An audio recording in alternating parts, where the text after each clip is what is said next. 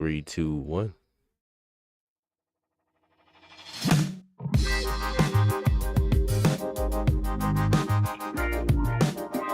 Yo, yo. Check, check. 1, 2.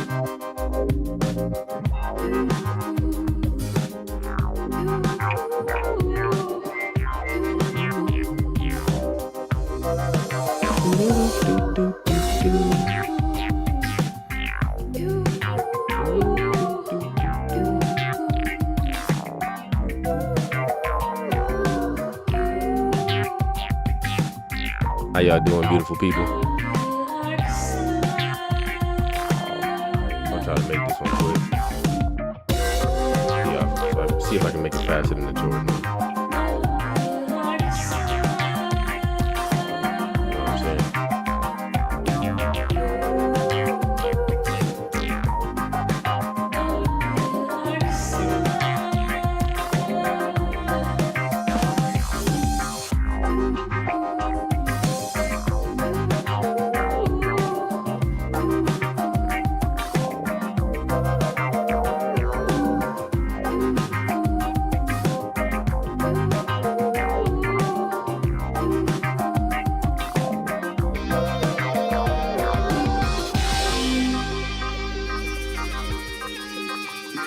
Hey yo, check 1 2.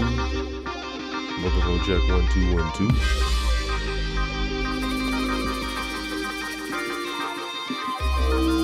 Enemy, my son's quality, and your live video.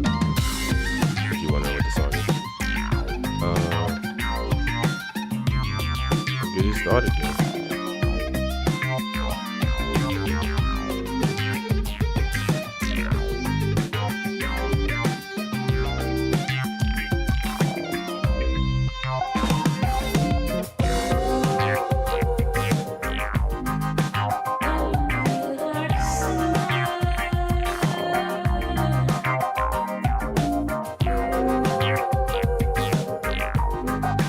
Don't worry about everything else, man.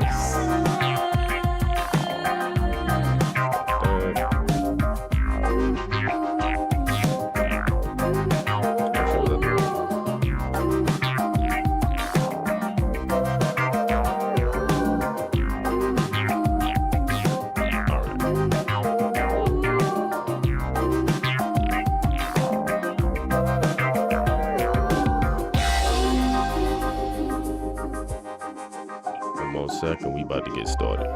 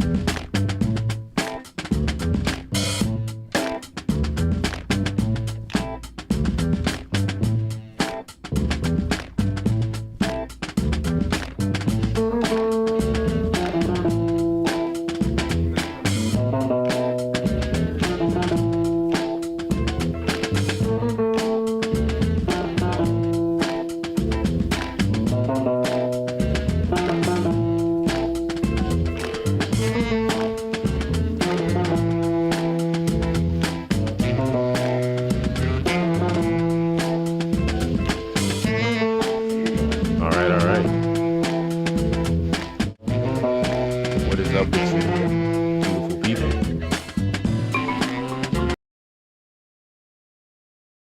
How are you all doing today? I promise y'all a logical analysis or review of the Candace episode on Jubilee. So it's Candace Owens versus 20 feminists. Right there, you see? One conservative versus 20 feminists. Featuring Candace Owens. But it's just Candace Owens versus 20 feminists. So without further ado, let's get into this. Make sure all the audio is good here. I double check, you know. Had some technical difficulties yesterday, so I want to make sure everything good. Just making sure. All right. Looks good. All right.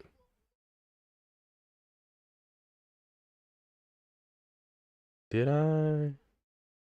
I think I did.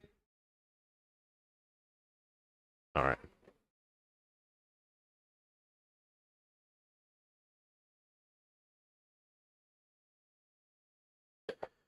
So we'll get into this.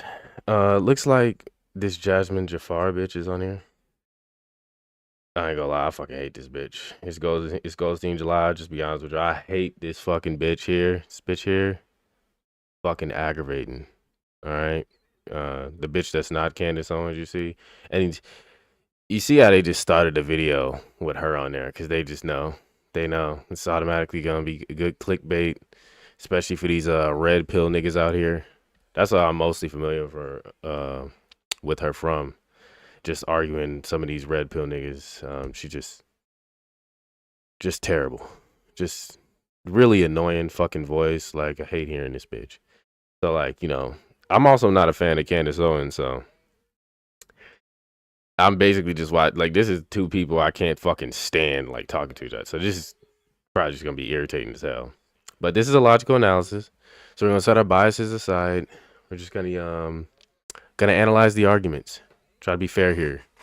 I got the fallacy detector pulled up here, and if we hear any egregious comments, any egregious things, I'm gonna try to point them out myself, and I might be back here typing what they say into this fallacy detector to see, like, okay, how many fallacies can we identify in their reasoning. You try to do it off the top of the dome, but you know, this is also fun to do. Eventually I'll maybe set up a window so you guys can see, but I don't feel like setting that shit up right now, especially not for something like this. It's just not. This is, I mean, debating against feminists. Like, come on now. This is gonna be more for entertainment purposes, guys. But we are gonna try to do a bit of logical analysis here. So, without further ado.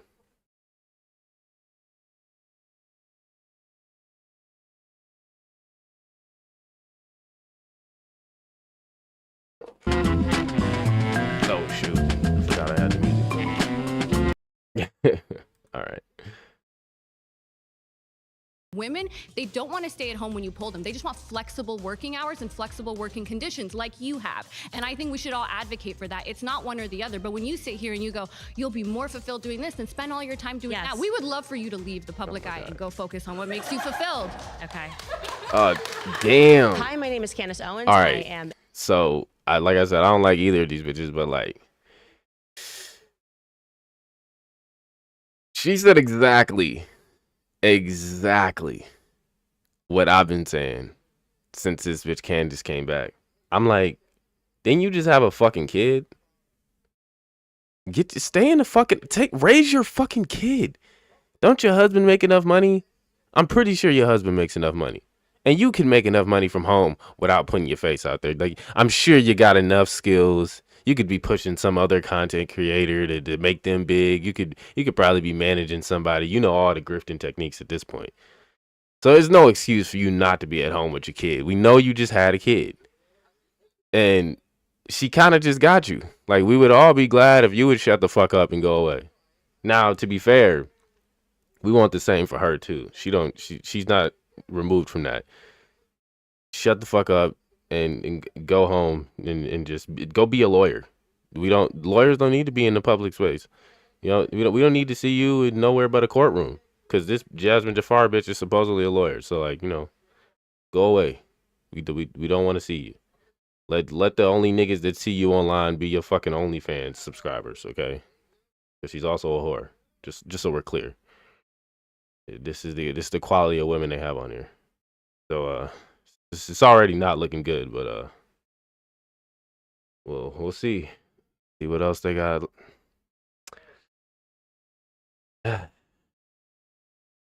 Now, to be fair, also, um, that was fallacious. Now, because I'm not gonna really like analyze it yet because we're not to the part of the interview yet. That was just like the intro that Jubilee set up.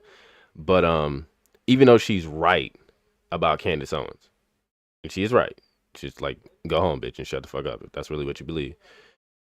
It's like an appeal to hypocrisy.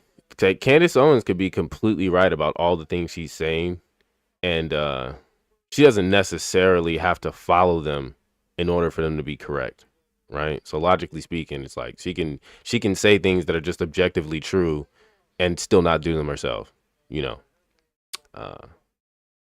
which a lot of women are guilty of. But I digress. A podcaster, a mother, a wife, and also the author of the upcoming book, Make Him a Sandwich. And today I am surrounded by 20 feminists. Well, you know what you get.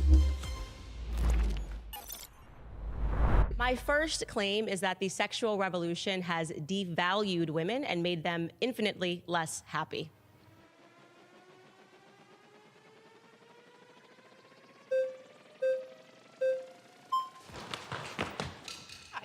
Hello. I would Hi, I'm Samaya. I would type this into the fallacy calculator. But in general, what she's saying is true if you know what's going on. The thing is, the fallacy detector only kind of analyzes things in a sense that if you didn't provide evidence in the statement, it would be fallacious. But if she has evidence to back this up, which is why I'm not going to put it in there, I would have to type in the claim here and then take whatever she uses to support it while she debates these guys in order to see if her reasoning is fallacious. Because the claim is the claim. Now, whether you can defend the claim or not is really when the fallacious reasoning comes in. So, like, let's see what Candace Owens will use to defend her point and whether or not she can really make good arguments. And let's see if the opposing side can do the same. Even though they're all probably gonna fail here. I might be here all day. I mean, I can't be here all day. This is gonna be kind of short. Because I want to catch Medicine later. But we'll finish up on a part 2 if we need to. But it's not looking good. Yeah. Samaya, nice to meet you. I'm Candace. Nice to meet you too. So my question for you is, statistics show that 60% of women who are murdered by their intimate partners, murdered by someone that they are in close relations with. That's according to the UN from 2023. Yeah. So how is it? Okay. So that's from 2023. So she said 60% of women are killed by somebody, they're close to, whatever, which that's true for everybody. And again, the prompt here, or the claim that they're debating about, is that the sexual revolution has devalued women and made them infinitely less happy. Now, it's kind of a broad sweeping claim to say infinitely less happy, but figuratively speaking, I think that is correct. But this statistic that she just spouted doesn't really address this claim at all. I think we're about to get on a side tangent. Because like that statistic is fairly true for most people. Like most people are murdered by people close to them. Most crimes, I'm pretty sure, are crimes of passion. Most murders are like crimes of passion, if I'm not mistaken. Might be old information I'm going off of, but I mean, I remember growing up as a kid watching true crime shit and whatever, and the majority of crimes are classified as crimes of passion. People, especially in relationships, be over jealousy and things like that. So I mean, I don't understand why this matters or what this has to do pertaining to feminism and the sexual revolution. But we can continue. That women are so valued, quote unquote, in the home, and yet that's the place where they're at the most danger. Okay, so I'm not sure what that has to do with the sexual revolution. Right, the sexual revolution. Okay, so the sexual revolution. Candace has properly pointed out already So she is sharp. I'll give it that. She is generally pretty sharp. So I'm glad that she caught on already. This doesn't have anything to do with the sexual revolution. And this girl here said, because this is basically just like a red herring. I'm not gonna lie, or a non sequitur. Like it doesn't really have anything to do with the sexual revolution, devaluing women and making them less happy.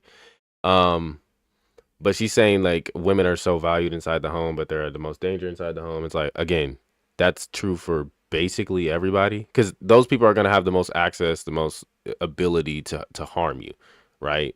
But technically speaking, that statistic she cited doesn't necessarily say just inside the home, right? So it might be like, your close knit group of friends. It could be family members.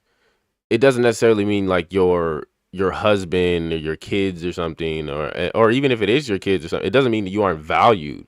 Like I said, a lot of these are crimes of passion where, people could just have one-off instance of violent behavior and it ends up in someone's death. So I don't think that really adds to her point at all. I think that her reasoning is a little off here. But let's let Candace respond. I'm happy to answer it. I'm just saying that, if you broaden that statistic, you are more likely in general just to be murdered by somebody you know. So, of course. But men are much less likely to be murdered by, their That's not partners. true. That's not true at all. Yeah, I'm sure, because men are less likely to be murdered by women. Full stop. That's true. Well, yeah, in general. That makes sense to me. Like, I'm still not sure how this correlates. To be clear, men are like physically stronger than women. So like, sure, they're probably less likely to be murdered in general, technically, at least easily murdered. But no, like men probably die more than women. Like men are getting shot in the streets and all over the place and shit. So it's like, I don't know what the fuck she's talking about. Yeah, but Candace has definitely got her here. As to whether or not the sexual revolution increased also women's ability to leave the house, women's ability to control their own. Let me speed this up, because I can't be listening to every single second of this shit like at the normal speed. Oh, this shouldn't be too fast. On reproductive capabilities, women's ability to control their own capacity within the workforce in regards to their own sexual capacity. So it is the very fact that like the sexual revolution happened that made our access to the workplace much more, or just the public sphere in general, much more easy. So like without the sexual revolution, women that's not would be true. Much more confined to the place where they're at. The sexual revolution. Hold on, I'm sorry. Candace might correct her here, but the sexual revolution is not the reason women are like able to enter the workforce more or anything. Like that's not fucking true at all. I'm pretty sure it was like World War II, World War I. When it's either World War I or World War II, all the men went off to fight, and they got women into the workforce then, and it's been like that ever since then. It had nothing to do with the fucking sexual revolution. That happened somewhere around that time, I guess you could say. I'm pretty sure that happened years later. But no, I don't know what the fuck she's talking about here. I've never heard anybody say that at any point, but let's see where this goes. Trying to understand your argument here. You think that if we didn't have the sexual revolution, less women or more women would be murdered? Are you saying that more women would be murdered for sure? Okay, I disagree with that. I still don't think it has anything to do with the claim. Hold on, yeah, all right. So I'm not gonna lie. I don't even know what fallacy would be going on. I mean, like these are just false claims. If she thinks that less women would be murdered if the sexual revolution hadn't happened, she's she's just like not paying any attention. The sexual revolution has kind of allowed for a lot more, you could say, it's something that feminists typically complain about, objectification of women. And it doesn't really matter whether women are prostituting themselves or not, or selling themselves or not. It makes them more likely to be victims of sexual crimes, which a lot of sexual crimes actually will end in things like murder or whatever. Like if a woman gets assaulted, has a higher likelihood of being murdered, especially if she's like fighting back or something like that or whatever, right? Like I don't think anybody that's really thinking would say that the sexual revolution made it less likely for women to get murdered. And I'm not gonna lie to you. I personally, I hate that there's a black woman making this argument. Yeah, I mean, we got to do better. We got to do better. I'm glad. I mean, at least she's debating with another black woman that's gonna correct her. Even though Candace might lose her black card, but this is just we got to do better. We got to do better, Queens. Ah, God, God damn, this is bad. The sexual revolution, which has I think you'd probably be less happy if you're being murdered. Oh. Anyone disagree? Okay, yeah, I don't. Okay, okay. There is definitely You wouldn't be happy. You wouldn't be less happy if you were getting murdered necessarily. You wouldn't be here. Like if you get murdered, you're not here to be happy, right? So to be fair, like sure, but it's still. This really does not have anything to do with the sexual revolution. If like I don't know what her argument is, but she said the sexual revolution has devalued women and made them less happy. So this doesn't really address that point at all. She kind of tries to, rope it in there with a little snippy line about, being less happy if you're being murdered. But like, again, like this doesn't really address the sexual revolution. Like that's just nature. Like that's just life. Like you said, and then like Candace was able to point out, like that statistic is basically true for everybody. The majority of people are murdered by people that are close to them. That's not something we can really ever change.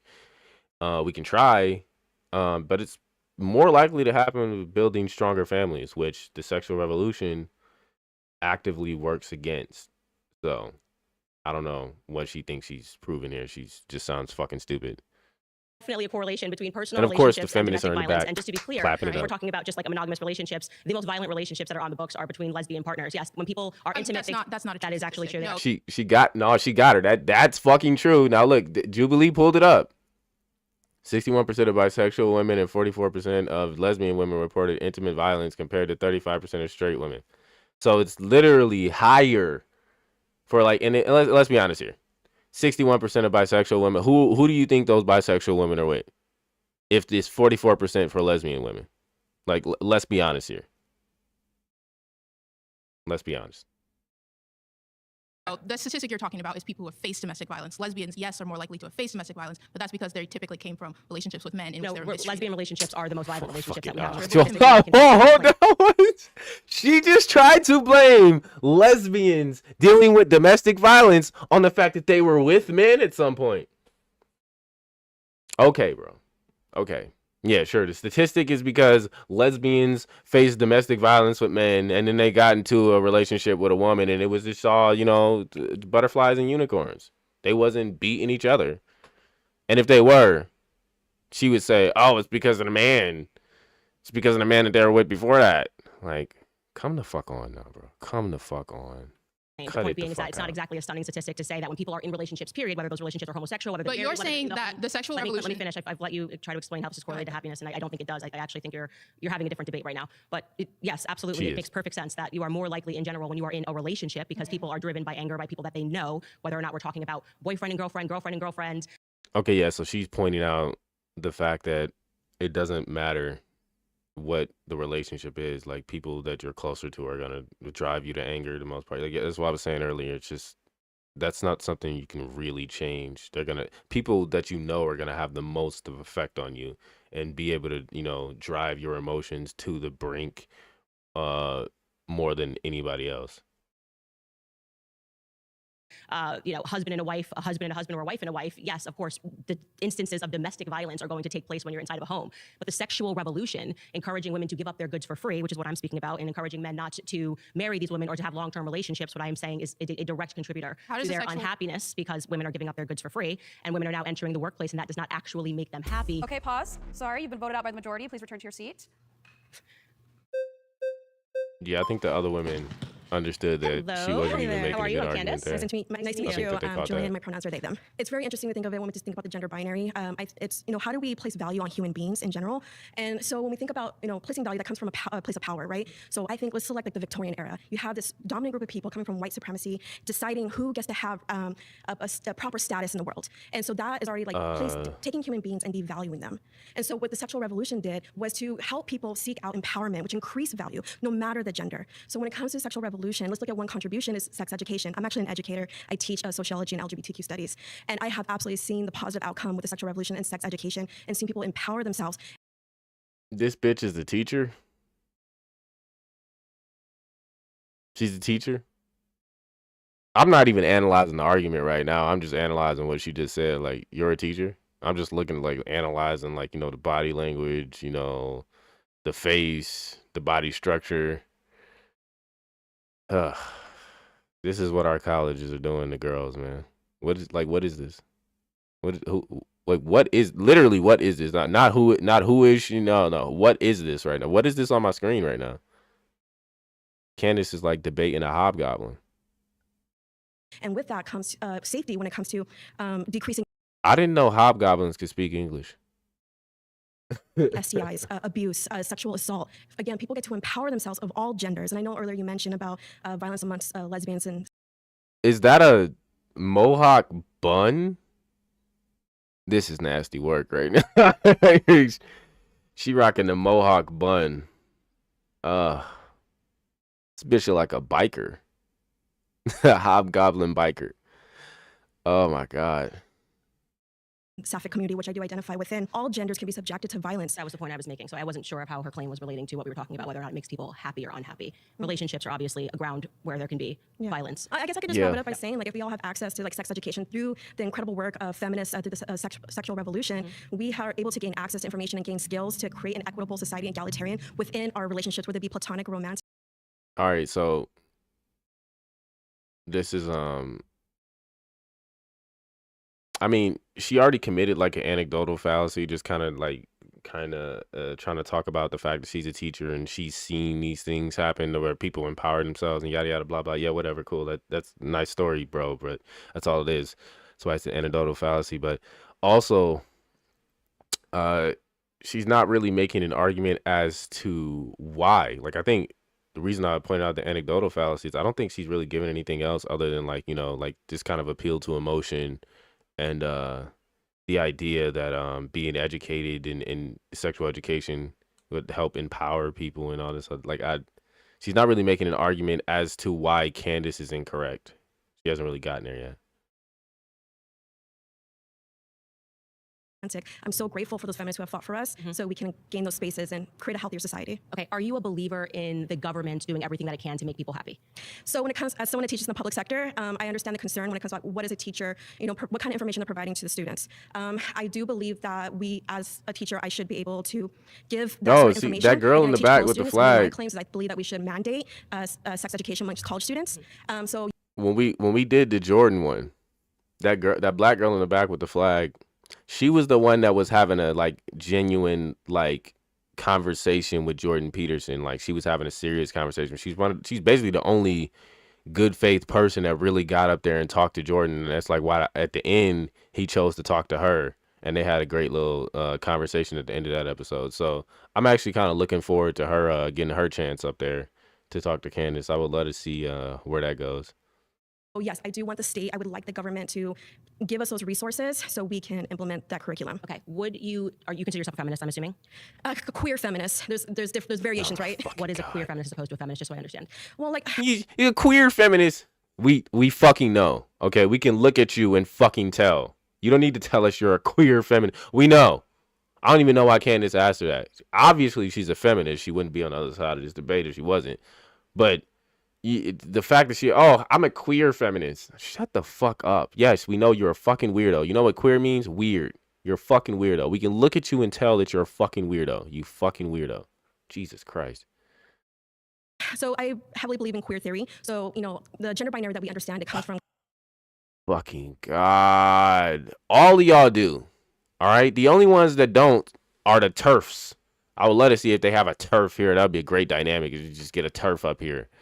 Maybe they got a different topic or claim that comes up later where a TERF will have a different perspective. Oh, I would love to fucking see that. But this bitch, oh my God, get her the fuck out of here. Can they raise their flags? From colonization. So someone who is mixed race, family from Mexico, we have the Muxches in Mexico, which is an indigenous tribe. They believe in gender fluidity. And then you have European. She not from Mexico. She half goblin. Told you. Look at her. You're like a fucking hobgoblin. Hobgoblin torta here. She half Mexican, half hobgoblin. The hobgoblin torta. Yeah.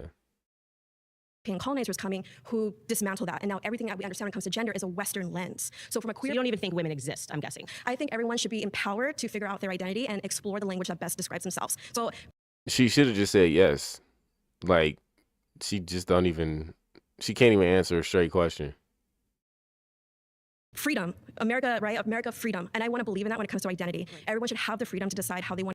America, freedom. This is the level of discourse we're having here. I fear for our future. Identify as long as they're not causing harm, but that's where we get into the debate. What is harm? So just, again, to be clear, to go back to this claim, my we are God. debating female happiness. You are saying you do not identify as a female. I identify with all gender expressions, so from masculinity to femininity. So I'm just saying, She's everything, guys.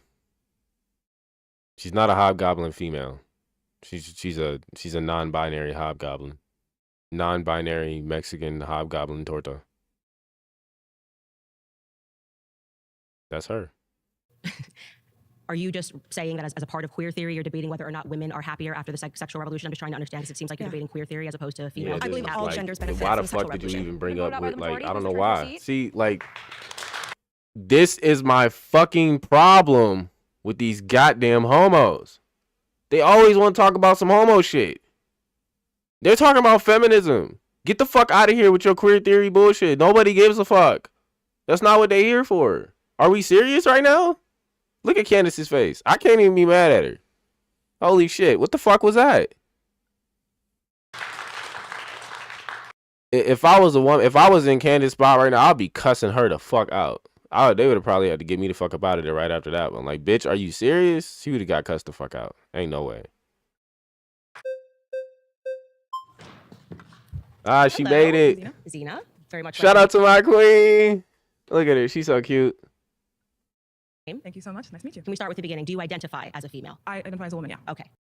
She looked like she couldn't wait to talk to Candace. She was happy to talk to Jordan Peterson too. I think she either a closet conservative or she about to turn to be a right winger in a couple years. You're gonna see her with her own YouTube channel. She gonna become the new Amala Epicanovi. She gonna be working for fucking PragerU and shit. Right. So I do want to get back to your premise. You're saying that women have been devalued, right, by the sexual revolution. This kind of presumes two things. And notice, she's good faith at least. Like, even if she's a feminist, no, she's good faith at least. Because notice how she wanted to actually get back on topic. That's how she was in the Jordan Peterson debate. Like, she was the only one that was really trying to actually have a conversation about some shit. That there has been a loss of worth, right, for women. So you're saying that women have, as human beings, lost worth. Women who, prior to the sexual revolution, were worth more than women today. I would say that, yes, women have devalued themselves by becoming overtly According to sexual. That's my claim. So, I mean, also according to and let's not remove this from the other part of the claim, which it has made women infinitely less happy. Right. So are you saying, but you're saying that according to you, women have been devalued? Not according to me. According to the time in which people are getting married, how difficult it is for people to find a partner that's willing to commit to them. And I think that's in large part due to the fact that women are offering sex for free because it was a major component of the sexual revolution was this idea. So a woman's worth is tied to her sexuality. It's not tied. Well, absolutely. If you're going to be having multiple partners, you are going to be devaluing yourself. You're worth less as a human being. Not as a human being. Yeah, I mean, you can't really act as if women's value isn't tied to their sexuality. Like, even men's value is tied to their sexuality to a certain degree, right? Like, if a woman wants kids and you can't give her kids, she's not going to prioritize you over somebody that can give her kids. It's the same thing for men. Like, at the end of the day, the most basic motivation for human beings is going to be like procreation to some degree, right? Just at some level. So we're all going to be thinking about that, who we'd want to have a mate with, and that is inherently sexual. Like, it's tied to sexuality, behavior, promiscuity, all those things are always going to be important. So, of course. Just, in terms of trying to have a partnership and a productive relationship, certainly men are not going to be clamoring to have a relationship with somebody when the market is throwing them. A man's response to your actions is what defines your worth, right? Yeah, well, I would say that I would argue that what makes women actually happy is family. So if you're interrupting, so I'm just going to connect the dots for you. When women are having sex with multiple partners, it devalues them for men, right? For men. So, yes, men define a woman's worth. Well, I would say both of them kind of define one another's worth, because I think the ultimate goal for people to be happy is actually family. Yeah, Okay, Candace so you're is saying right that in here. all cases, a woman is going to be more fulfilled. As I said, like, exactly it's what I'm works saying. And this is going both to work in all ways. cases. So you're saying there's no individual case in which a woman can feel, fulfilled without being tied to other people in the case of family. I think there could be an exceptional case for Well, everything. I think actually, there are no. exceptional Like, all right, cases, so but I think this is the thing, right? I know these motherfuckers love to act like so individual. I'm so independent. Yeah, blah, blah. Oh, I can only find happiness in my him. Shut the fuck up. All right, that's not how the fucking world works. All right, we exist in a society with other people. We wouldn't actually be able to survive without other people. We can't survive on our own. But most species can't. Most species have some kind of packs. And even if they operate on their own, they don't operate on their own right after they're born. They have to get to a point where they can actually like sustain themselves by being able to, hunt prey and other things like that. Most living animals are going to have some kind of social structure in order to survive, or at least know how to deal with the other animals and other members of their species. They're going to have, things that certain behaviors that they engage in and things that they take account of, even if it's just instinctually. Humans are the most social animals. So yes, we literally are going to define ourselves and our happiness and a lot of our value, most of these things in relation to other people and things that involve other people. Even your career is something that is defined in relation to other people and other things. Like it's just a natural part of nature. No, there's no reason to argue against that. think that if we all start trying to be the exception as opposed to recognizing the rule, which is that people in life are more fulfilled when they achieve a family unit and when they have children, women in particular, especially aspiring to children, then you are going to end up with a bunch of people who are unhappy because your job cannot replace the feeling of having. Hold up. So they're trying to say that there's conflicting research on this topic. It's like Pew Research found that a higher percentage of adults want a career or close friends to be fulfilled compared to kids or marriage. While the Institute of Family Studies found married men and women are happier than their unmarried counterparts, largely because they have a family support system. All right. So saying that there's conflicting research is literally like, this is like a diversion tactic. Like, it's a lie, basically, right? If you actually read this, it says a higher percentage of adults want a career or close friends to be fulfilled. Why is that, right? Because it tells you later, oh, well, family studies found married men and women are happier than their unmarried counterparts, largely because they have a family support system. Okay, so if these other people claim they want a career or close friends, why do you think that is, right? For all of human history, even like a career wasn't even necessarily something that was separate from your family. It was something that you used to help support your family, right? Even if it's like your birth family, right? Maybe it's not your wife and kids. Maybe it's just like your birth family. Maybe you grew up in a poor household and you got to help take care of your mom and your dad or something when they get older, whatever. So, of course, you're going to want people close to you. But that's replacing your family, especially if you didn't have a family. That's a replacement for family. It's not counteracting or conflicting with the idea that married men and women are happier. It supports that. That's why they're happier.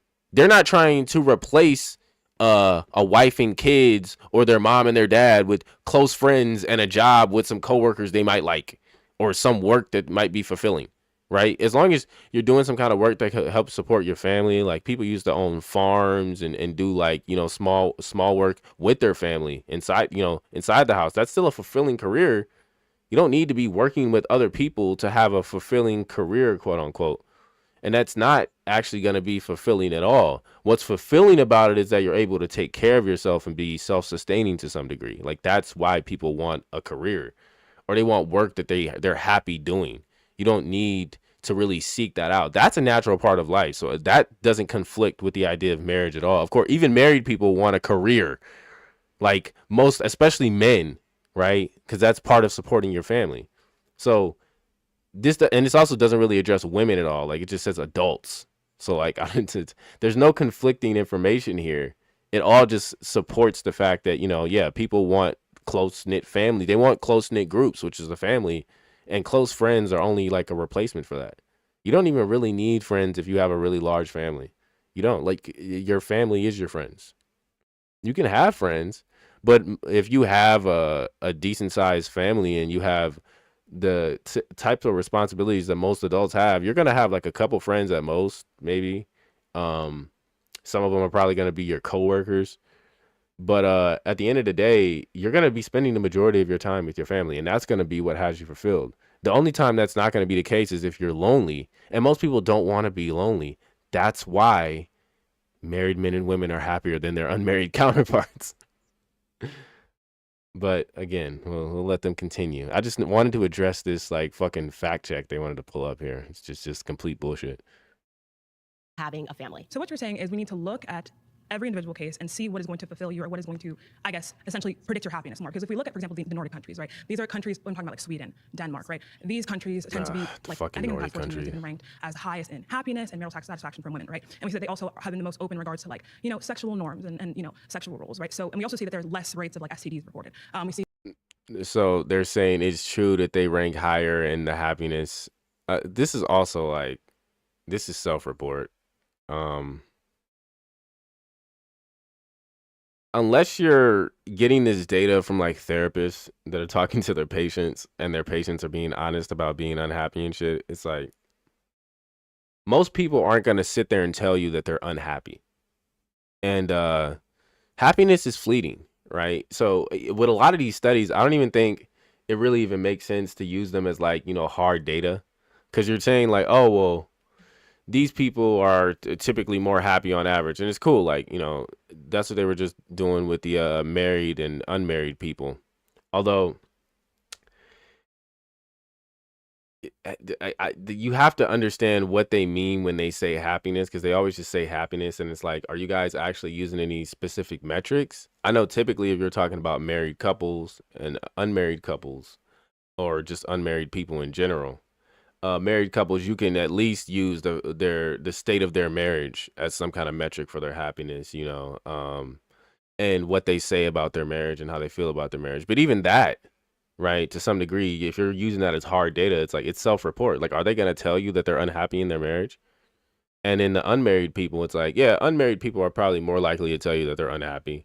They're probably just going to be complaining about shit in general. Like, you're probably going to get more people complaining about shit because, like I said, happiness is fleeting. But the people that are reporting to be happy, there's no way to really know that they aren't unhappy. Like, whatever country or whatever group of people you're doing, like, I don't really like these happiness studies. If they're gonna show this as some kind of fact check, they should at least include like whatever metrics were used to measure this quote unquote happiness. Because to be honest, it's saying happiness is kind of vague.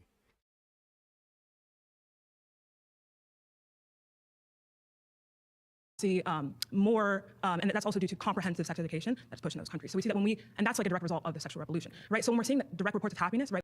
And then they also said in that little fact check, Nordic countries have lower rates of STDs. I don't think that has too much to do with what they're talking about, because the claim doesn't say anything about STDs. I mean, sure, maybe probably getting an STD would probably make you less happy, but it's not necessarily directly relevant to the claim at hand. So I don't even know why they popped that up there. They probably did it to fact check her or support her, but kind of useless information right now. Right, we don't have the same rates in America. In these countries that are more sexually open, why would we see like those rates in those type of countries? So I think you might be referring to this sort of mass-produced study that was a part of like a behavioral science. Whatever the mass-produced study is, I mean, there's a difference in culture too. Like, I mean, I don't really think that those countries are much more sexual. Because, you know, there is like a birth rate crisis in the quote unquote West and in a lot of countries around the world. And I don't think they're exempt from that. So, I mean, like, if we're talking about like people just having like casual sex or whatever, I'm not sure. They're probably getting abortions and whatnot. But as far as getting STDs, they have lower rates of STDs. That doesn't mean that they're having like, you know, less sex, or that they're not more devalued, or that they are necessarily less happy. you would have to go off of that other study where supposedly they report less unhappiness. But I think nowadays that it just has more to do with the fact that people are content. A lot of people, even in those countries, are content, being mediocre and doing, nothing with their lives or very little with their lives. I mean, they might just be, streaming like this or something, just playing fucking games all fucking day, and they're happy with that. So they're not going to report any unhappiness. But, if I was just playing video games all day, sure, I might be a little bit content. But if I was doing that and not doing any of the other stuff that I actually want to do with my life, I would probably be unhappy. But somebody who's fine with doing that is gonna, report higher rates of happiness. That's why I said they need to just kind of show us the metrics, and like I would love to see the groups of people that they're using to get this data, like young people, older people, whatever it is. Like older people, you're probably gonna get more happiness reports, especially if they're like well set in their careers or retired. But yeah, we'll continue. Science study which said that women were the happiest women in the world were women that were actually unmarried and had careers. No, okay, well there was reported happiness. Okay, sure. I'm talking about the same thing. It was reported happiness, but it could be a different. There's tons of studies. The point being is that in it's self-reported 2023, there was this happiness, massive scandal where they recognized that a lot of these studies that were being produced, behavioral science, was proven to be a complete fraud, and they were unable to reproduce these studies. And they also found that the data had been faked. The data that we can look at that I think shows, and you can let me know if you agree with. Oh, yeah. So it says they investigated her for fraud. She was accused of manipulating data on 4 papers from 2012 to 2020. She was investigated by the university and suspended without pay, and the school is trying to revoke her tenure. So this might be a W for Candace. With us. If women, and under the imagination of the feminist umbrella, were really unhappy when they were in the home, and then entering the workforce has made women happier and infinitely feeling more secure about themselves, we could, I think, reasonably expect that there would have been a decrease in suicide rates amongst women. You would have to go ahead and show how that correlation, right, is going to be a direct be fair, cause though, of women going into the workforce. Okay, well, how can we measure? Then women you have to don't give me a way that we tend can to- measure happiness. How can we measure happiness? So I would say suicide rates would be a good thing to look suicide? at. Drug, alcohol consumption would be Of course, right? But we would have to. We can say. I can say at this point in society, I don't think everyone's happy. I think there's a lot of Women things that we need to reconcile. probably That's have what more I'm getting at, right? suicide We have to look attempts at the than actual cause, right? suicides. Why are these things predicted, right? And for example, if we talk about men, there are a lot of things we can look at, right? That tend to predetermine suicide, right? But we can't say, oh, these two things are happening at the same time. This caused this other thing. Yes, that's right. But I do think that we can objectively say that women who are committing suicide rates more than they were in the 1950s, like it has actually increased marginally. That's not a sign that us entering the workforce suddenly made us How all is very it a happy. cause of the work? Apparently, the suicide rate among women is statistically unchanged since the 1950s. 5.6 per 100,000 compared to 5.9. Wait, what are they saying? Statistically unchanged? 5.6 and 5.9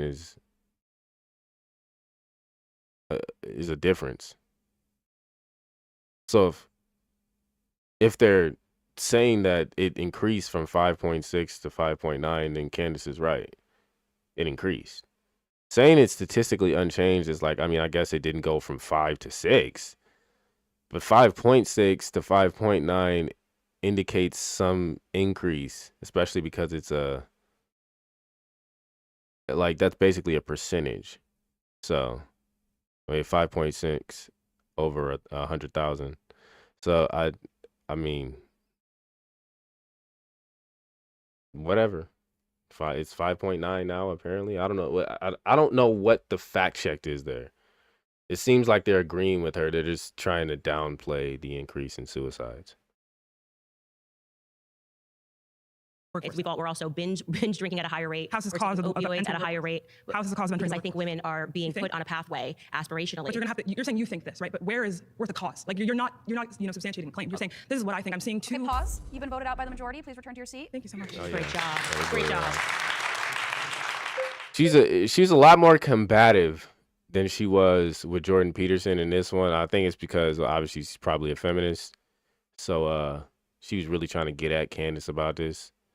But still, shout out to my queen. She cute. I like her.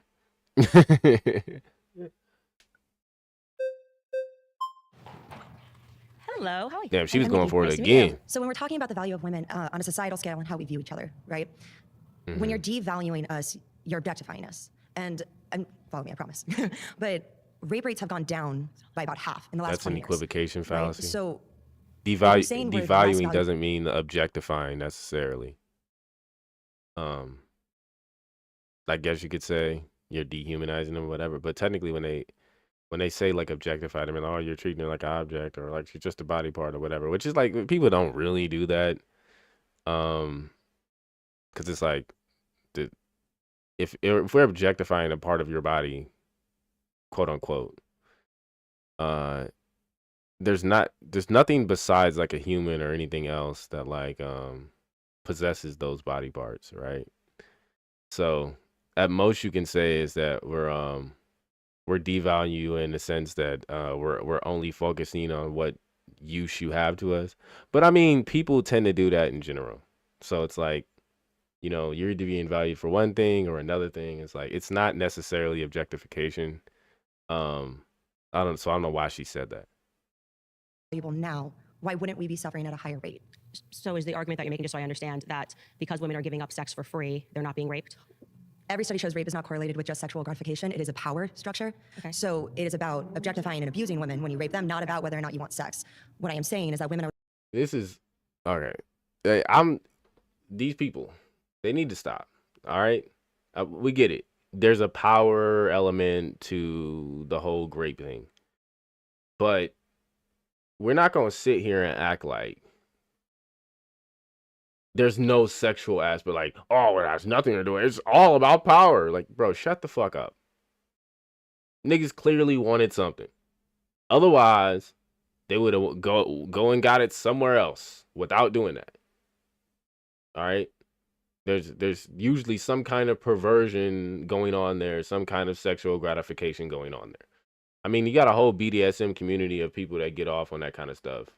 And we're going to act like there's no sexual gratification involved there. It's mainly just about power. Yeah, sure.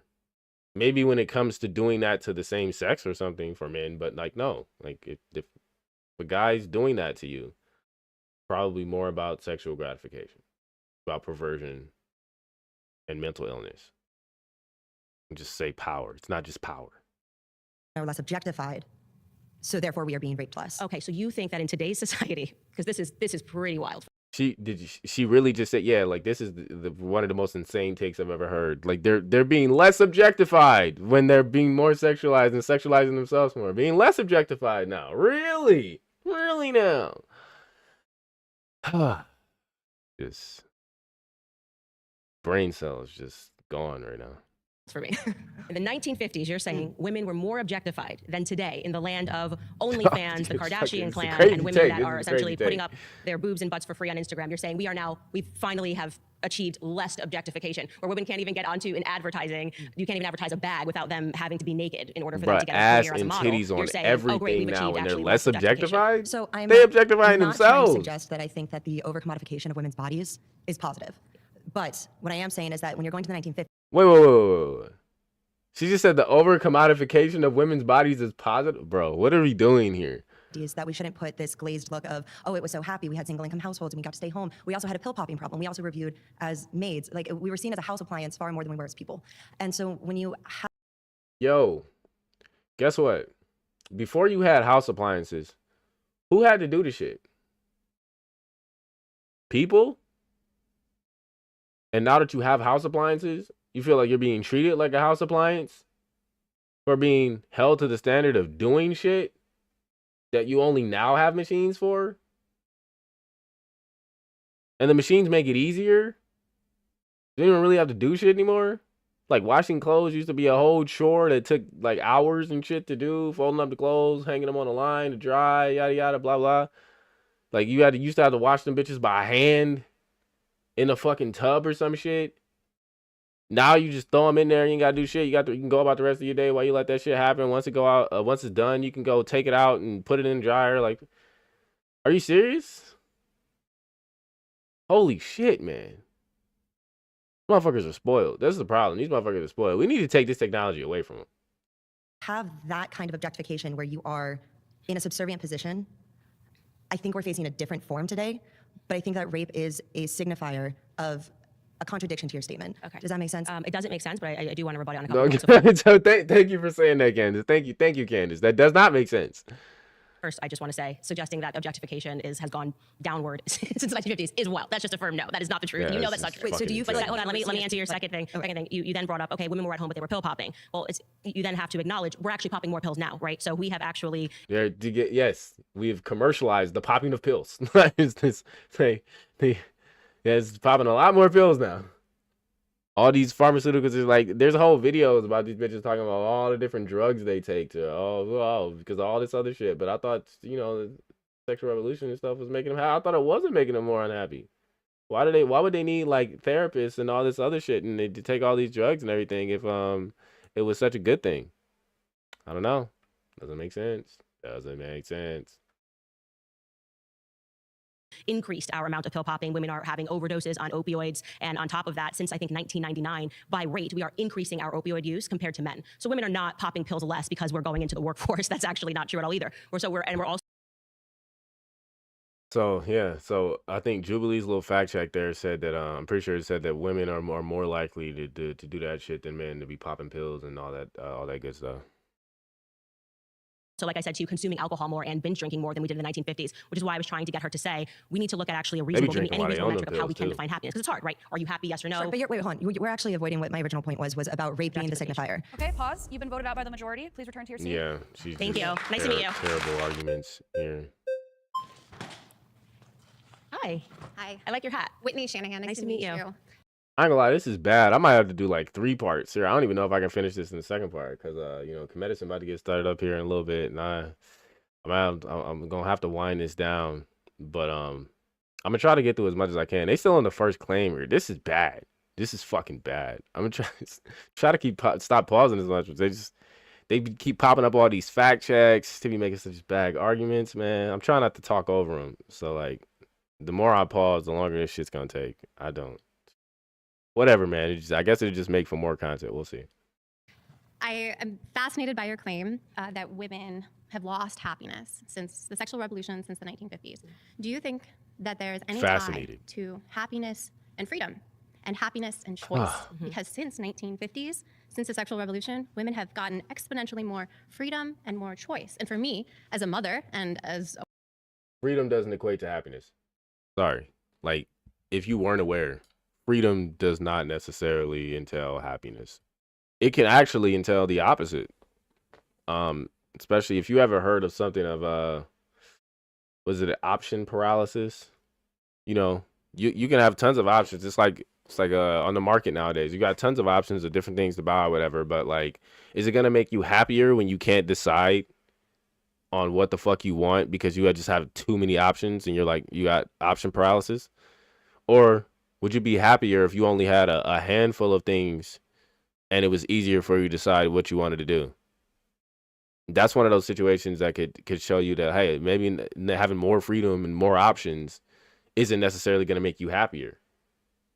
Is it going to make you more free? Sure. Maybe. If we're actually defining freedom correctly here, which I don't necessarily think she is. But sure, like, sexual liberation, just freeing.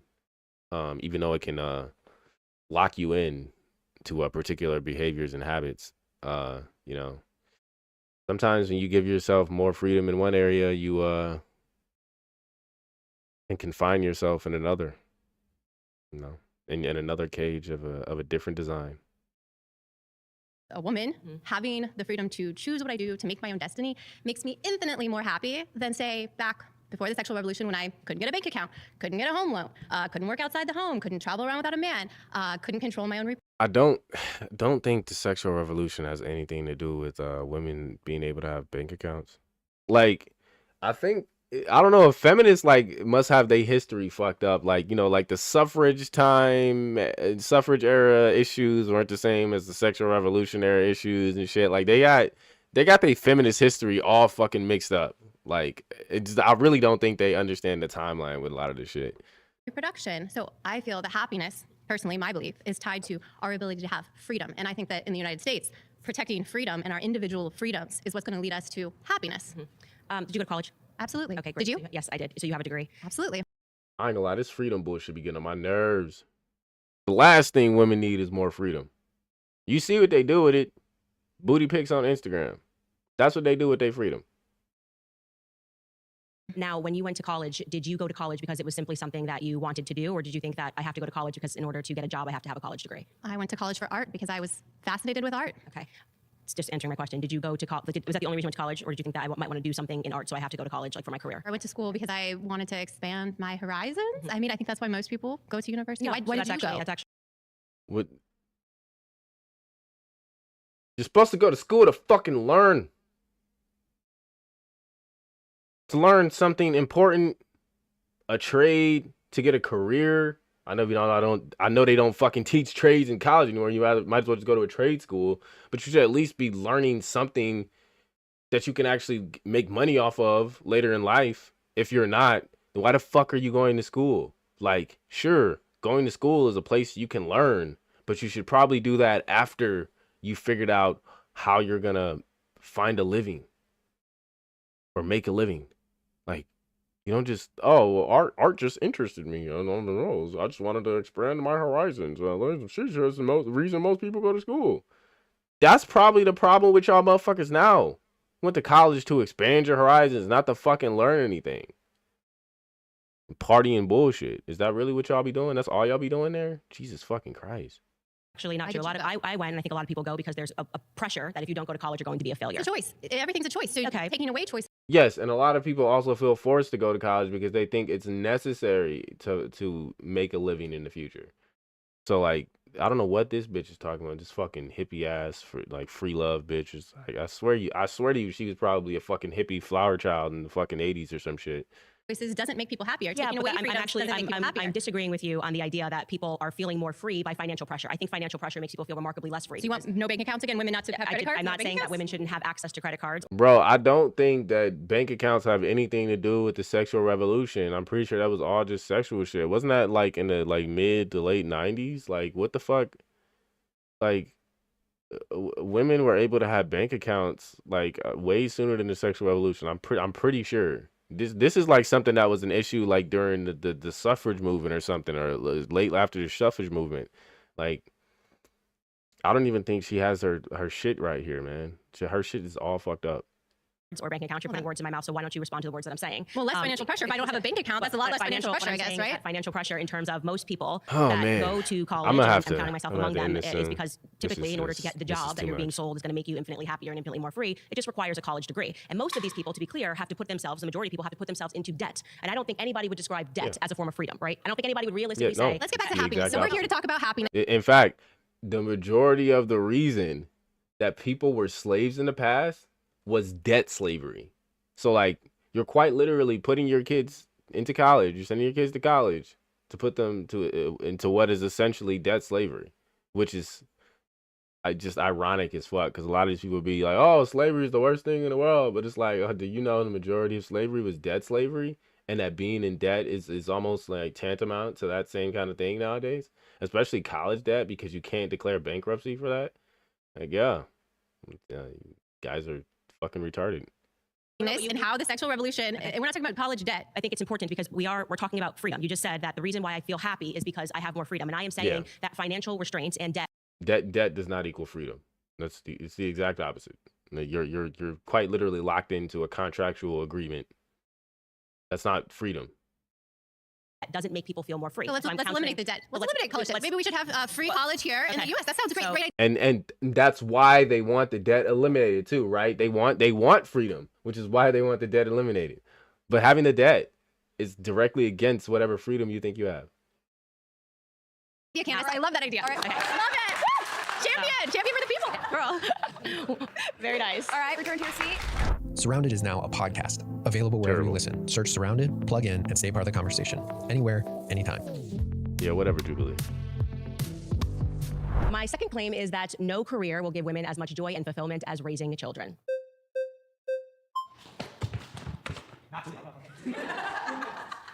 Oh, hi, Candace. Hi, nice to It would be great if she could make this argument while she actually raising her kid and not out here being a grifter. I'm just saying. She don't seem to be too focused on raising her kid right now.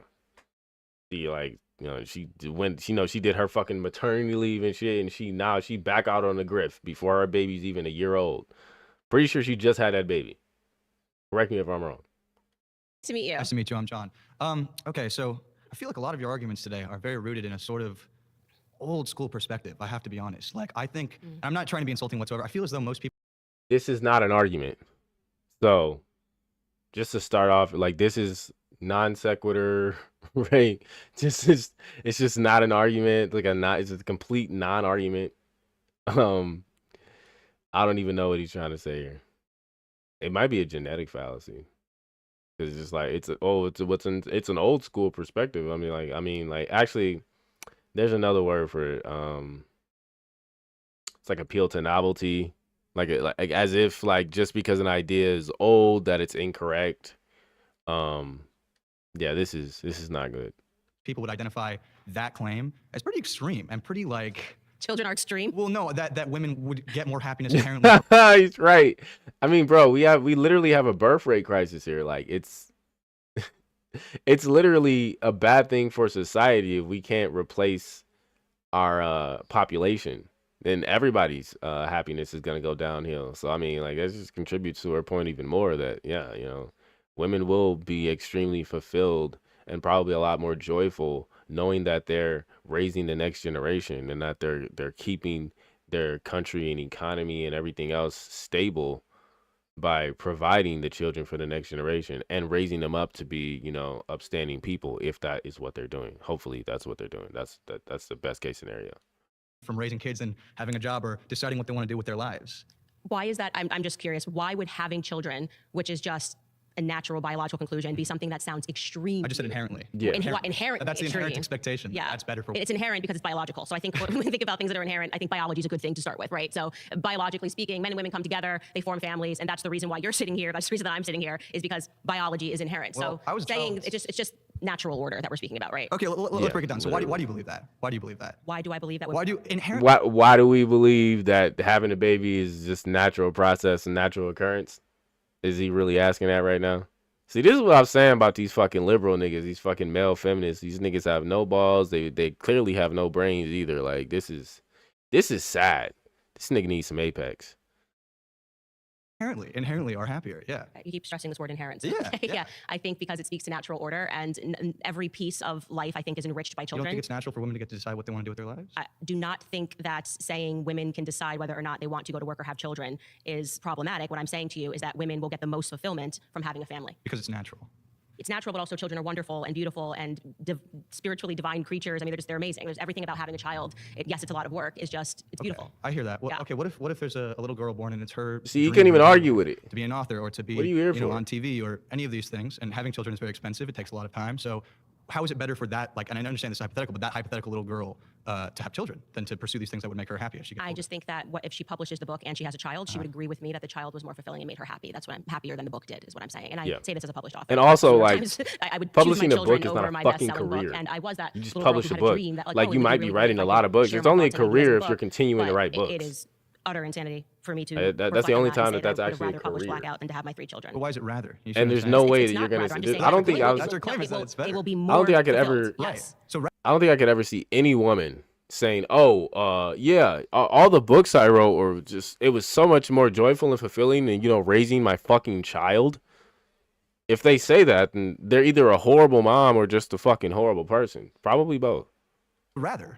Well, if it's an either or, if you're saying it's either or, I'm just saying that if these two things have happened in your life, the thing that will bring you more spiritual. Like if my mom said like it was more joyful and fulfilling for her to like have done all the jobs that ended up fucking her over in the end than raising me and my sister and helping the rest of my family, help provide for them, and just being a good support for the entire family in general, I would be confused because even the evidence wouldn't show that.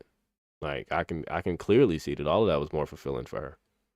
Spiritual fulfillment will be children. And so women who are neglecting that, who are neglecting the pathway to strive toward family because they think their career is going to hug them at night, or they think that when they're on their deathbed, their career is going to come up next to them and say, your career isn't going to hug you at night. This is a really good point she's making here, because women are extremely emotional creatures, extremely spiritual creatures, and men are a lot more visual and physical. Women are a lot more emotional and spiritual, and the comfort of having a child to hold, having a husband to hold, somebody that is going to be there for you as opposed to, you know, working for some random person that you don't actually know, around people that you don't actually know that really don't give a fuck about you. In it, like, especially if you're in business, a competitive environment where a lot of people are looking to, you know, cut your throat, sweep your legs out from under you, and get on top of you, uh, figuratively.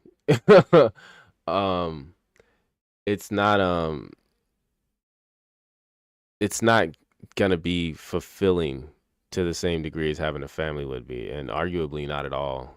Because you know, a lot of women complain just as much as men do, probably even more than men do, about the workplace and the situations in the workplace. I mean, that's why you have all these fucking HR Karens and all these fucking rules and policies they're putting in place that didn't exist when men were predominantly in the workspace, because they're a lot more neurotic and they're gonna have a lot more issues with that shit. So like, even the idea of women finding more fulfillment doing like men's work or doing work that rather than like, you know, kind of housework and raising their children where they can actually get some kind of spiritual emotional fulfillment out of it, it's honestly laughable. And I'm hopeful that they wake up from it before it's too late. All right, pause. Yeah. Sorry, you've been voted out by the majority. Please return to your seat. Yeah, they voted him out quick. Hi. Nice to meet you. Okay, so currently, women make up about 47% of the workforce. Mm-hmm. If this were the case and that women were just inherently unhappy or unfulfilled working and would just prefer to be at home, why don't they? Because we've made that, due to prior feminist waves, nearly impossible. We've made it basically impossible for them to do that. You know, like how they talk about a lot of families can't survive off one income anymore. So it's almost like they fucking have to. And a lot of women will tell you, even nowadays, like they would rather not have to go to fucking work. Women, especially when you get them in a relationship and they're in a relationship with a man, one of the things women will tell you, I had, you know, one of my exes tell me, just like, oh, like I just want to, like, you know, lay down and fucking watch TV all day. Bitch literally said that shit to me. Like, they don't actually want to fucking work. They do it because they feel like they fucking have to, and to a certain degree they have to. But if women were able to be like treated like princesses and only do what they like just, you know, be fucking artists or whatever while their husband take care of them or whatever the fuck, they would do that. They would most definitely take that. That's the majority of women, bro. Because now, which I believe the reason that the government wanted women to enter the workforce is because it gave them an opportunity to tap. Because even a lot of the work that women do nowadays isn't even like hard labor or shit that people need anybody to do. Like, we don't need you to be a OnlyFans or Instagram thought. That's not contributing to society in any like valuable way at all. That might be helping some marketers get their shitty ass product out there, but that's not helping nobody. That's not anything anybody needs. And the only thing it's really helping those women with is like their fucking insecurity. Because, you know, you got a bunch of fucking simps in their comments telling them, oh, you're a beautiful queen, yada, yada, yada, oh, that ass, yada, yada, blah, blah. But like on an actual, like, you know, spiritual, emotional level, like fulfillment level, that's not doing nothing for nobody. Like the families and the relationships are going to be doing that. That's where it's really going to come from. Now, the fact check here says there are a number of reasons more women enter the workforce, access to birth control, recognition of sexual harassment in the workplace, and the ability of women to apply for a line of credit without a male cosigner starting in 1794 or 1974. The Pregnancy Discrimination Act. I'm not really sure why they even put this here. There are a number of more reasons women enter the workforce. I don't know. I don't think they're fact checking Candace, because that seems to kind of go against what the last girl said more. I don't know. It's just I'm gonna have to stop this soon because I want to catch medicine. I'm gonna switch over to the stream, start watching that, and we're gonna have to pick up on this later because it's like an hour left, and I cannot do this. This shit, these people are fucking stupid. Candace is holding her own, though. She's actually doing a lot better than I thought she would. Tax a household twice. And so this goes back to what I was saying, is that there's a lot of financial pressure that is being exerted on young women to enter the workforce, and they do so blindly under this illusion that somehow entering the workforce is going to make you more fulfilled, like getting yourself into 6 figures of debt going to college to then take on a career and be in debt. Yeah, that whatever that fact check was that they pulled up on the screen didn't really have anything to do with what they're talking about here necessarily. because like women weren't entering the workforce for those reasons. Like that was a lot of that had more to do with like issues that women had when they were in the workforce. Like that didn't that's just I don't understand why I don't know if they're saying like after those acts were passed or after those things were addressed, more women entered the workforce, but that doesn't really mean it was like a reason why they entered the workforce. They're gonna again, like if you're gonna throw a fact check up there, you gotta throw a bit more like evidence up there. You can't just like reference some study or something that supposedly could have contributed to something. You have to like actually show some kind of quantitative data. Like otherwise it's just like it's not really a fact check. And having to pay student loans while you make $35K is going to make you happier. And I'm saying that isn't actually true. Okay, so I hear that. Yeah. At the same time, would you not agree that women can both have a career and have children? I mean, you are actively doing that right now. And I want to be very clear because I'm actively doing it. I ain't gonna lie, this low key feel like an op. Like the majority of people that have been up here is like they trying to they trying to put majority of like black women up here. We know the majority of these feminists are like white women. But for some reason it's like I feel like there's too much of a balance between like or not even necessarily a balance. It might have been more black women up here talking to her about this feminism shit. And it's like, this feminism shit was like, this is a white woman thing. You need to get a white woman up here that know her feminist shit to really make a good argument. They haven't even had a good white feminist up here yet. But yeah, I don't like how many sisters they got up here making these feminist arguments. We gotta do better. We gotta do better out here, man. Come on now. Right now, I would be someone that you would call an exception because I get to work from home. I get to wake up in the morning. I don't have a boss, right? I don't have to go into the office from 9 to 5. I get to then therefore spend the entire morning with my children. So you definitely still be out here grifting. You should be spending more than just the morning with your children.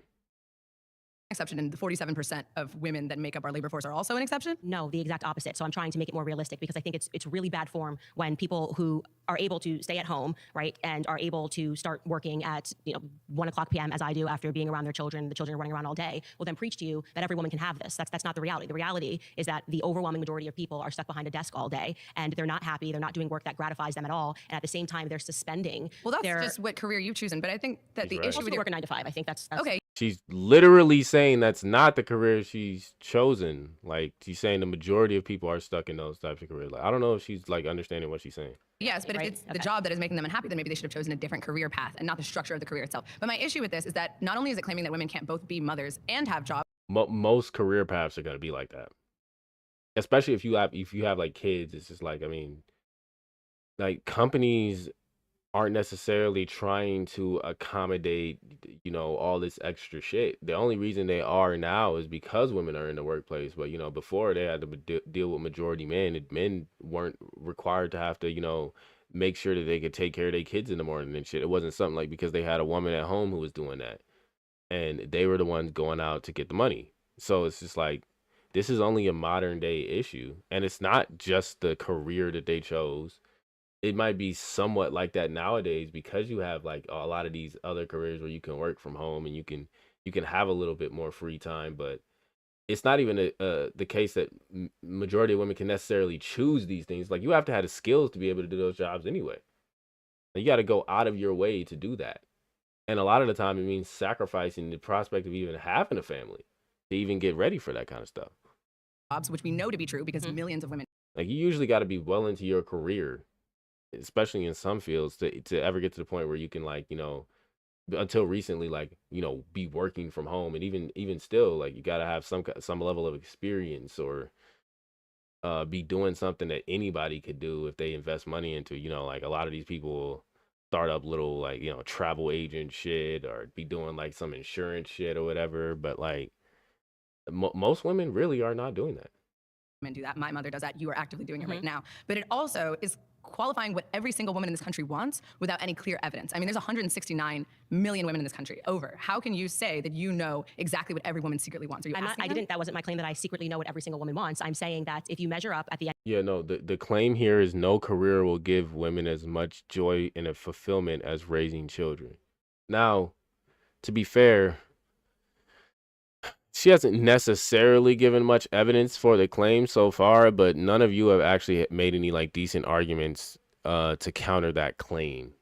And she's leaning on like the claim that she's making a positive claim, but she's leaning on years and years of human history that prove her correct.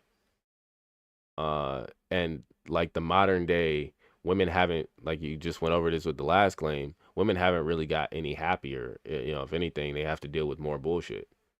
So. The end of your life, what brought you more fulfillment, your career or a child, children, raising children in your family? We will discover that, and there actually have been studies, people that have gone to people on their deathbeds, and the number one regret that people had was that they gave too much to their careers, and this includes men, by the way. Well, yeah, that's Here's another fucking fact check.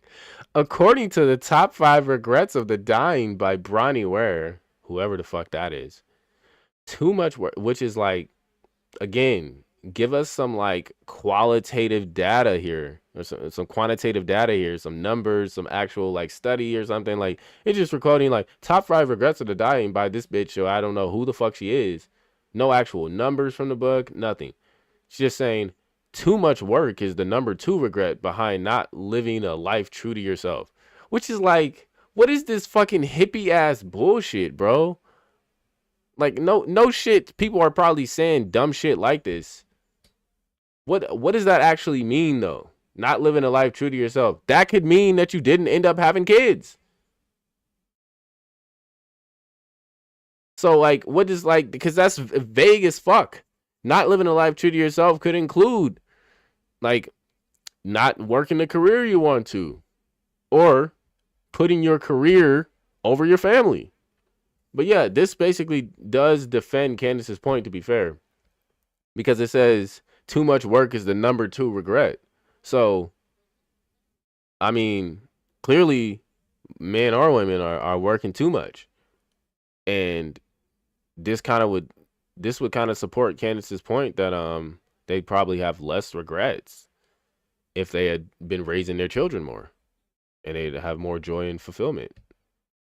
Because at the end of your life, you're probably not going to be complaining about working too much if you were raising your kids more. And I think that would be an indicator that you were more fulfilled at the end of your life, to tie it in. It's true. I mean, of course, human relation is going to be valued over money and profit. So then but you at the same time, what does that even mean? My argument. I do disagree We're agreeing with my argument. Well, yeah, she literally just made her argument for her. She literally just made her argument for her. You're like, well, of course, you know, human relationship, or is it gonna be valued more than money? Or oh yeah, so you literally just made her point. You just made her point. Humans prefer humans over a job, but that's not just singular to women. Yeah, humans prefer humans over a job. Wow, you just made her argument again. Wow, this is. Holy shit, bro. That's everyone. And my question is, what does that even have to, like, what is the goal of that? Should every woman quit working and just have a child? Well, I'm just trying to warn you that. What is the, like, you're talking about a specific claim here. To be honest, we're not talking about solutions. You motherfuckers just need to accept reality. We can move to the solutions later. Y'all have a hard time even accepting the reality that you're in. So we're not on that part yet, sweetie. We're not there yet, honey. You got to understand reality first. You got to agree to reality. Stop trying to argue. And then we can start talking about that shit later. Right now, y'all motherfuckers just need to be able to agree with this prompt. And y'all up here trying to debate it.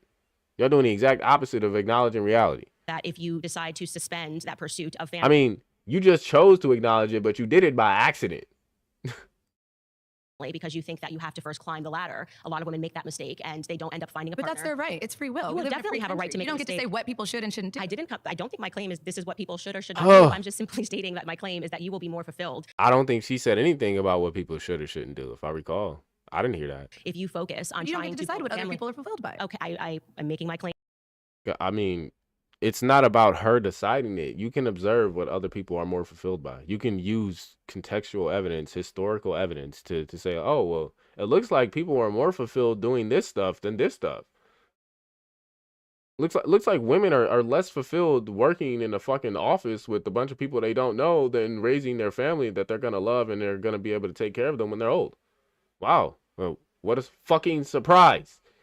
Claim here that women are infinitely more fulfilled in the household and raising children than they are taking that 9-to-5 job. But you have no evidence of that. In fact, you are evidence against. Bro, what? We have a whole history of that. And saying that Candace Owens is evidence against that, is that what she's about to say? Candace Owens is evidence against that? She's literally telling you she's not. She might be a grifter, but if you think this grifting is fulfilling her more, well, you might be right about that, because she ain't at home with her kids right now. So your own claim. I'm not evidence against my own claim. You are. I'm saying You're at work right now. I've literally said, I am telling you, women cannot have it all. That is an illusion, and that is an illusion that is stressing women out. And I think it is the reason why so. I mean, she got you right now. You're not with your kids right now. So are you more fulfilled with your kids, or you more fulfilled doing this shit? Now, to be fair, if she is irritated as I am with these motherfuckers already, because she right there talking to him, trust me, she would probably rather be with her kid. She grifted for the money, but she'd probably rather be with her kid. I ain't gonna lie. She's like, hey, look. So many women are turning to popping pills. Why there's been such a significant, more than 1,000% increase But since men can have it all. 1999. Men can be fathers and have a job, but women can't. Her exact claim can't be verified, but in general, women use antidepressants at twice the rate of men. All right, so you're agreeing with her. Like, come on now, bro. Do that. I don't think you can have it all. It sounds like you're devaluing women. I think that women can do everything that a man can do, and men have done this historically. Bro, women cannot have it all.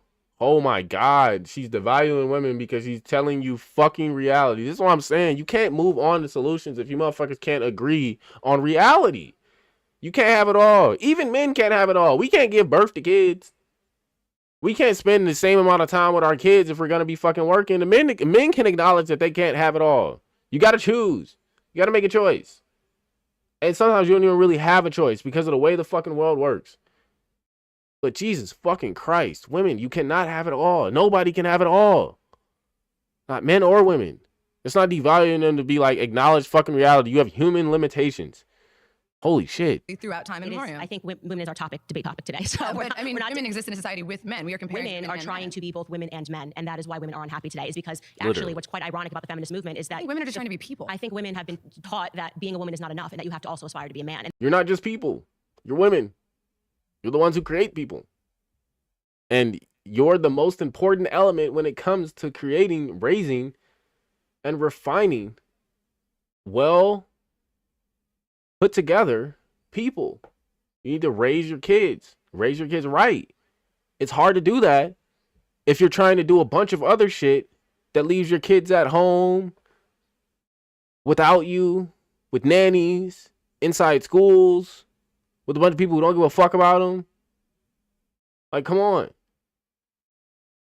And that's the irony. It's like a psychological conditioning. What feminists went out and did and said is that in order for women to have value, women need to be like men. And I'm saying that actually women and men are biologically different. There are differences in our behavior. There are differences in our desires. And I think evidence of the feminist movement, by the way, shows us that. Because even when women enter into the college education space, the pathways of career that we choose are different from men because we're biologically different, right? Okay, so let's say that this is true, that women truly are more fulfilled at home. Now, the average cost of raising a lot of the fucking shit that women like to choose in their careers is shit that like is almost identical to the kind of shit they be doing inside the house, like fucking becoming nurses and shit. It's like, oh, well, wouldn't you be like nursing your child and your kids? And we're like, oh, it's ironic that you just inherently want to do this stuff, but you're trying to fight against it for some fucking reason.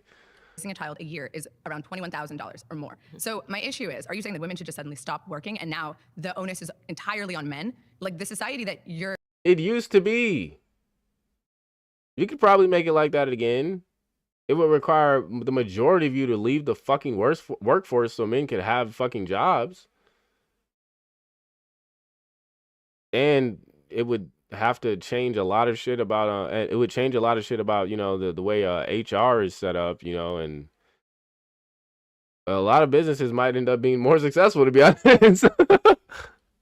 Pitching is not sustainable economically. And I think it's sustained economically. But it's not right now. Pause. Naima, you've been voted out by the majority. Please return to your seat. Hi. They don't want it to be sustainable economically, to be honest with you. Like, you know, the corporations, they get away with, like, you know, paying y'all less and shit. You know, like the pay gap and all that other shit. It's usually y'all fault because y'all not as fucking serious as men about getting paid what you worth and all this other shit. Like y'all more likely to roll over and accept whatever. And then y'all complain about it like, oh, men are getting paid more. And then also you got to deal more with the shit. If you decide to have kids, well, then that means you can have to work less. And the companies want you to be working as much as possible. So again, like a lot of these issues y'all running into are because of your human limitations, and especially the limitations you have as women, as females. But y'all don't want to fucking hear it. Hi, Ceci. Nice to meet you. Nice to meet you. So your claim that women... And you know what? I think we're gonna have to shut it down right here. I'm gonna go catch the rest of this medicine episode. It's already like a half an hour into that shit. So I'll I want to catch the rest of this shit. I might finish this up later tonight when it's done. Like, we'll see. This will be part 1, I guess. It's fucking rough, man. This is fucking rough. There's just a lot of dumb fucking points being made here. Like, this is definitely worse than the Jordan Peterson one. At least that one was like more philosophical. This is like one where there's just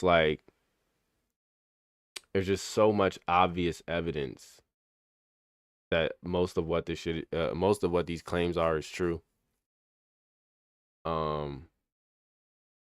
And Candace is holding her own. I could definitely say she's doing a lot better than I thought she would. Although it's not hard to do against feminists.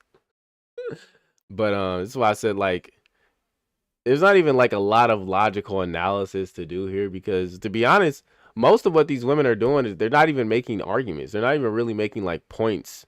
There's not really much of an argument to like dissect. A lot of them are just saying shit that's just objectively not true. And sure, like, Candace might not be providing a bunch of evidence. I mean, this isn't really like the platform. It's the kind of situation where you could provide a ton of evidence. You could probably cite some statistics and stuff, but you don't even really need to. And then, like, what's more interesting is that Jubilee, I'm not sure that Jordan Peterson had maybe any of these. There might have been a couple. I don't remember seeing any, really. All these fucking fact checks that keep popping up that are either like retarded or don't address the claims that they really were making, or they end up like really backing up whatever Candace is saying. If they're not just outright trying to obfuscate. And so it's very interesting. This is very interesting. I'm going to have to finish this up another time, because this is too much right now. We're only a half an hour in. I'm just like, my fucking brain cells have like fucking left the building. So yeah, I'm gonna catch y'all beautiful people later. Thank you for joining me.